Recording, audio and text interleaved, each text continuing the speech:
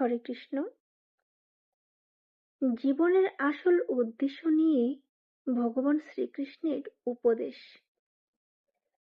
ভগবান শ্রীকৃষ্ণ বলেছেন, মানুষের জন্ম শুধু বাঁচার জন্য নয়, উপলব্ধি করার জন্য।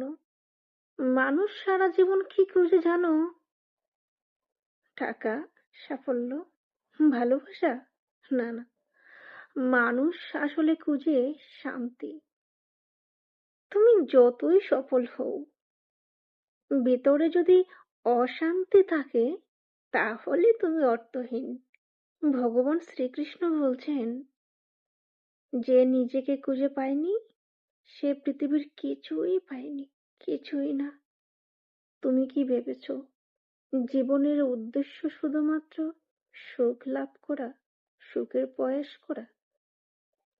যদি শুধু সুখই উদ্দেশ্য হতো তাহলে জীবনে কষ্ট কেন আসতো? শ্রীকৃষ্ণ আরো বলেছেন, কষ্ট ছাড়া আত্মার জাগরণ হয় না। কষ্টই আমাদের শেখায় কে সত্যিই আমাদের পাশে থাকে আর কে প্রয়োজনে। কষ্টই আমাদের ভিতরের শক্তিকে জাগিয়ে তোলে। ভগবান শ্রীকৃষ্ণের সবচেয়ে বিখ্যাত শিক্ষা, কর্ম করো, ফলের আশা করো না। তুমি শুধু তোমার কাজ সৎভাবে করে যাও, মন দিয়ে, মনোযোগ দিয়ে। সময় আসলে ঠিক ফল পেয়ে যাবে। কারণ তুমি যখন ফলের চিন্তা করো তুমি ভয় পাও, আর যখন তুমি কর্মে মন দাও তখন তুমি মুক্ত হয়ে যাও।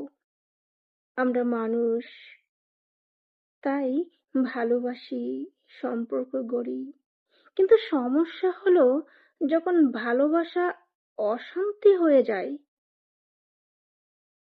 তখন সেখানে লুকিয়ে থাকে লোভ, লালসা। ভগবান শ্রীকৃষ্ণ আরো বলছেন, ভালোবাসো কিন্তু কারো বাধা পড়ো না।